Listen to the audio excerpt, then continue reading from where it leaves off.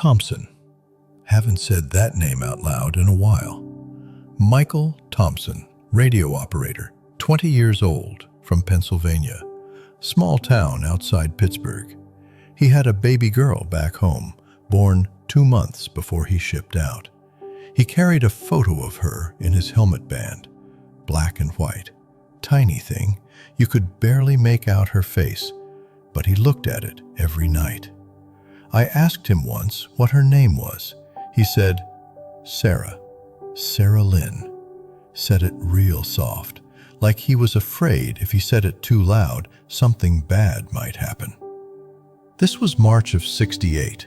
We were running patrols near the DMZ, recon missions. Small squad, 5 or 6 guys at a time. The area had been quiet for a few days. Too quiet. That's the thing about quiet in Vietnam. It didn't mean safe. It just meant you couldn't see what was coming yet. Command wanted eyes on a village about 3 clicks north of our position. Intelligence said it might be a supply route for the VC. We got the order at 0600. Move out, observe, report back. Standard stuff. Martinez walked point. Bradley was behind him. I was in the middle with Thompson on the radio. Rivers brought up the rear.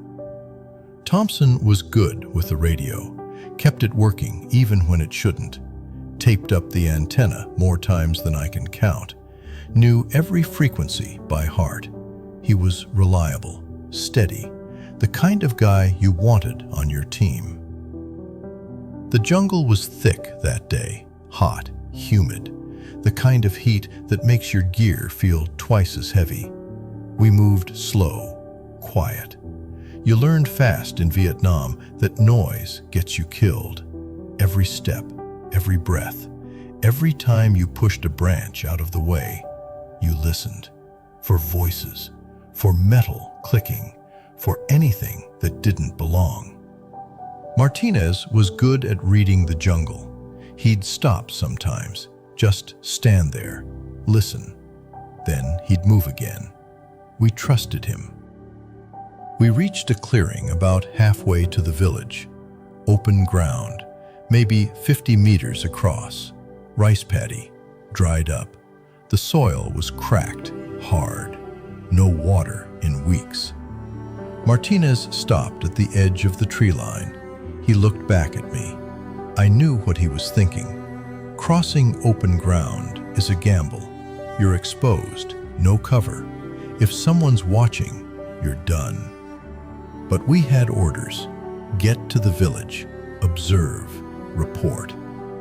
I looked at the clearing, looked at the map, looked at Thompson. I said, call it in. Ask for permission to hold position until dark. Thompson keyed the radio. Static. He adjusted the frequency. Tried again. More static. Then, finally, a voice came through. Broken, barely there. Say again your position. Thompson gave our coordinates. Long pause. Then, hold position. Wait for further orders. I looked at Martinez. He nodded. We pulled back into the tree line, found cover, sat down, and we waited. Waiting in Vietnam wasn't like waiting for a bus. Every minute felt like an hour. You listened to every sound, every bird, every rustle in the brush. Your mind starts playing tricks on you. You think you see movement. You think you hear voices. But you don't move. You don't make a sound. You just wait. Bradley sat with his back against a tree, eyes half closed, but he wasn't sleeping. Nobody sleeps when you're that exposed. Rivers kept checking his rifle, over and over, same motions, like a ritual.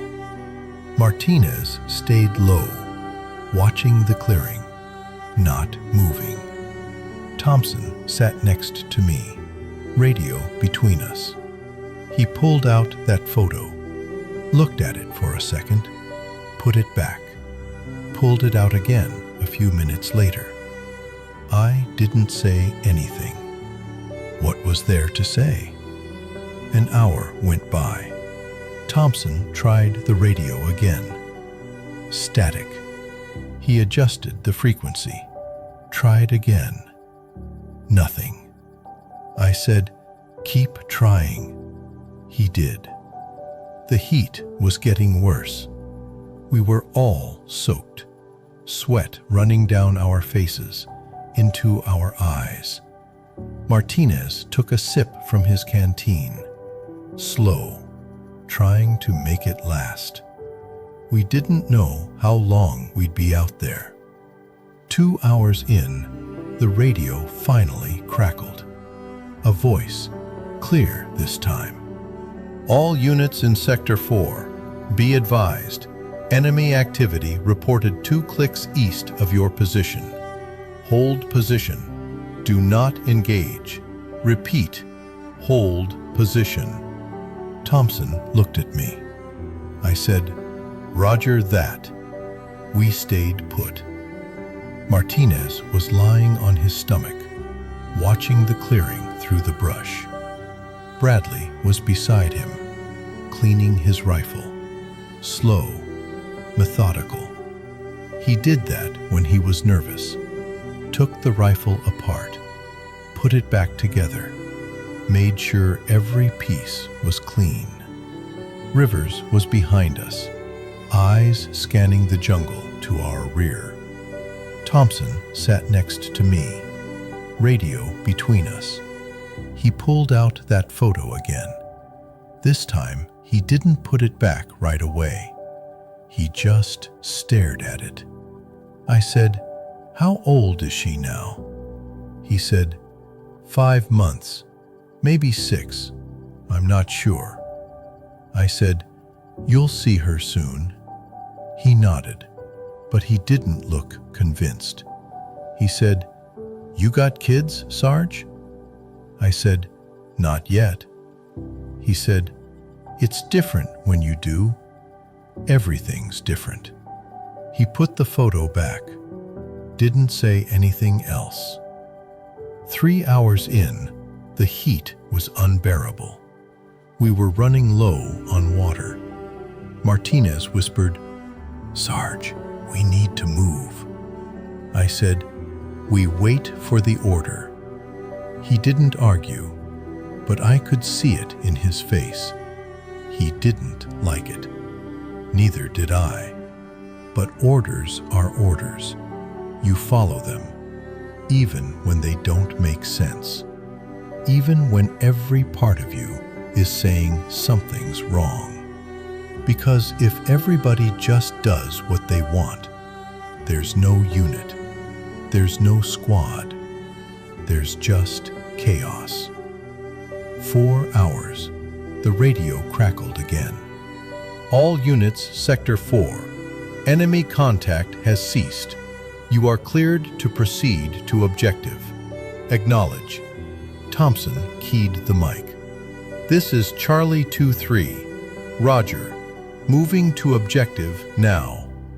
I looked at Martinez. He stood up, checked his weapon, looked at the clearing. The sun was lower now, still hot, but the light was different. Longer shadows. I said, "Let's move." We stepped out into the open. Martinez first, then Bradley, then me. Thompson right behind me. Rivers last. We moved fast, spread out, eyes scanning. The ground was hard under our boots, dry, cracked. I kept my eyes on the far tree line, looking for movement, looking for anything. Halfway across the clearing, I heard it. A crack, sharp, distant, then another. Rifle fire. Martinez hit the ground. Bradley yelled, "Contact, left!" I dropped. Thompson dropped beside me. Rivers was already returning fire. The rounds were coming from the tree line, maybe 100 meters out. Not close, but close enough. You could hear them cutting through the air, snapping past. I yelled, "Thompson, call it in." He grabbed the radio, keyed the mic. "Charlie 2-3, taking fire. Request immediate support." Static. He tried again. "Charlie 2-3, taking fire. We need air support now." The voice came back, calm, too calm. "Charlie 2-3, air support is unavailable. Extract to rally point. Acknowledge." Thompson looked at me. I said, "Tell them we're pinned down." He did. The voice came back. "Negative air support. Extract immediately." I looked around. Martinez was crawling toward cover on the far side of the clearing. Bradley was still firing, short bursts, controlled. Rivers was out of ammo, reloading. Thompson was beside me, breathing hard. I said, "We move, now." We got up, started running. The fire got heavier. I heard something hit the ground near my feet. Didn't look, just kept moving. Martinez made it to the tree line, Bradley right behind him. Rivers was close. I was almost there. I turned to check on Thompson. He was 10 feet behind me. Then he wasn't. I didn't hear the round. I just saw him go down, face first. No sound, no scream, just down. I stopped. Rivers grabbed my arm.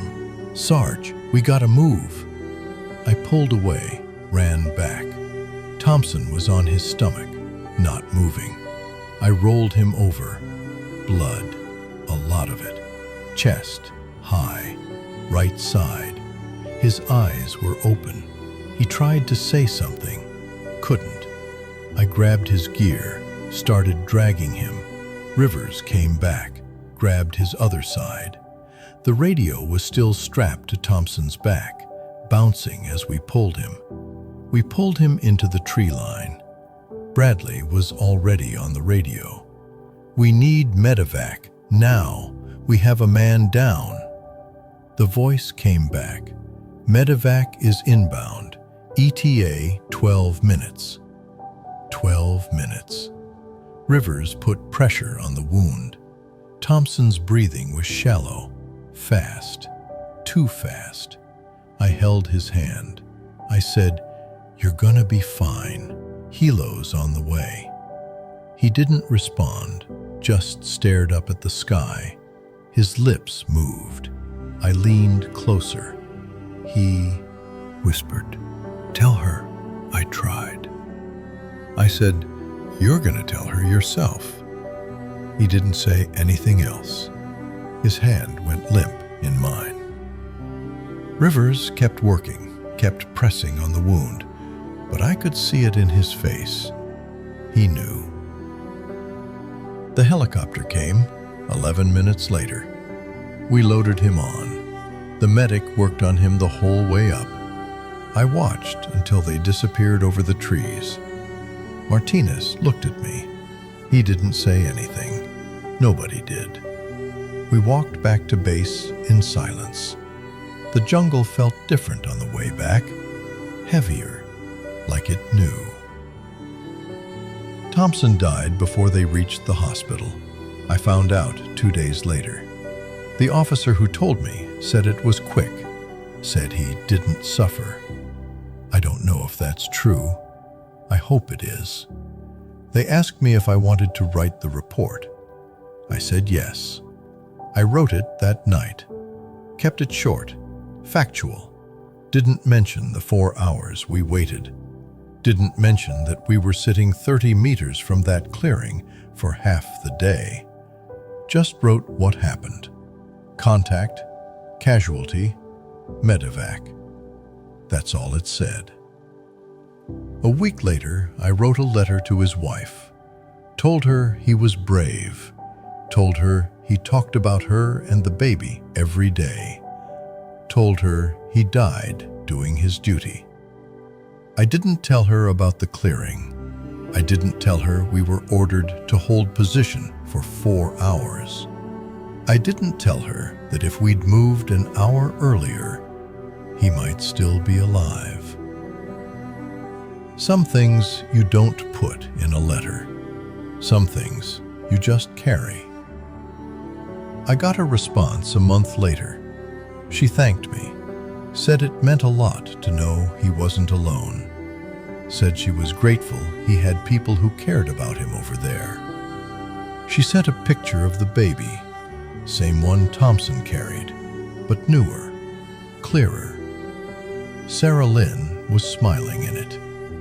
I kept that picture, still have it somewhere.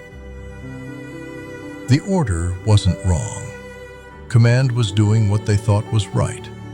They were trying to keep us safe, trying to avoid walking into something worse. But timing matters. In war, timing is everything. And that day, the order came too late. Maybe if we'd crossed that clearing when we first got there, we would have made it. Maybe not. I don't know. Nobody knows. But I think about it. I think about Thompson sitting there for 4 hours, looking at that picture, thinking about his daughter. And I wonder if those 4 hours cost him his life. I think about Thompson sometimes, wonder what his daughter looks like now. She'd be in her 50s by now, probably has kids of her own. Wonder if she knows her father's name. Wonder if anyone told her he was a good man. Because he was. He didn't deserve to die in a rice paddy 3,000 miles from home. But a lot of good men didn't. If you were standing where I stood that day, would you have waited? Or would you have moved? I don't know the answer. I just know what I did. And I carry it.